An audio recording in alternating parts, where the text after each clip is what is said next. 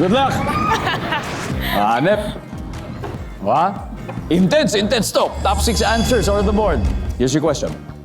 Minsan, bakit kaya nagme-makeup ang lalaki? Angeli. Para mawala ang eye bags. Para mawala ang eyebags. Nansan ba yan? Oh, wala. Johannes, minsan ba't nagme-makeup ang lalaki? Model kasi siya, Kuya Dong. Model. Kailangan sa trabaho, di ba? Model. Model. Wow. Johannes, pass or play? Play, siyempre. Let's go play round 1. Let's do it. Argel, minsan ba't nagme-makeup ang lalaki? Kasi haggard. Kasi haggard. Para matangkad. Nandiyan ba ang haggard? Oh. Edison, minsan ba't nagme-makeup ang lalaki, Edison? Dahil oily sila. Oily yung mukha nila. Dahil oily.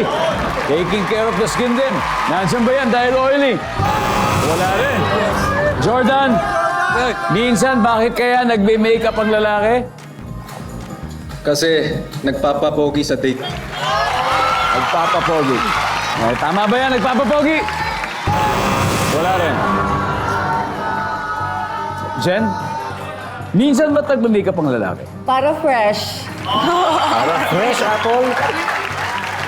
Nagko-cosplay. Nagko-cosplay. Interesting. Azzy. Hobby niya lang. Wala lang. Trip lang niya, Angeli. Bakla.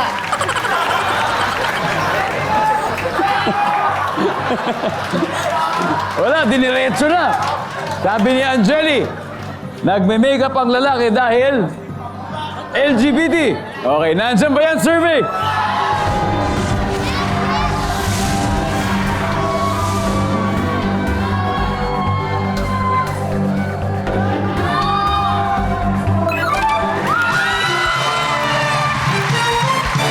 Ang dami pa nito. Let's see kung ano yung mga hindi nahulaan. Number 6. Number 5. Presentation sa party. Baka cosplay. Kasama yan dyan. Number 4. May audition. At finally, number 3.